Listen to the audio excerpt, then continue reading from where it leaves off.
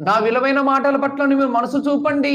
నా విలువైన మాటలు మీరు మనసు చూపలేకుండా వెండి సంపాదించాలంటున్నావు, బంగారం సంపాదించాలంటున్నావు. అది లయమైపోతాదయ్యా. అది దేనికి పనికిరాదయ్యా. నువ్వు ఏదో ఒక దినమ దాన్ని వదిలిపెట్టి వెళ్ళిపోవాలయ్యా. దానివల్ల నీకేమి ప్రయోజనం అన్నది లేదయ్యా అంటున్నాడండి యేసుప్రభువారు. ఆ యేసుప్రభువారు చెబుతున్న మాటలకి ఈ సమాజం ఎందుకు విలువ ఇవ్వటం లేదు?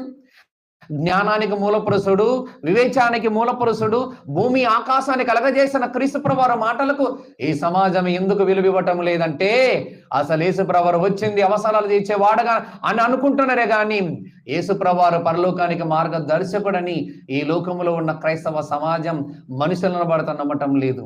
అంటే వెండి బంగారం అక్కడ విలువైనది ఏంటిదంట? జ్ఞానం. నెక్స్ట్ 15వ వచనంలో ఏమంటున్నాడు? పగడముల కంటే అది ప్రియమైనది. నీ ఇష్ట వస్తువులన్నీ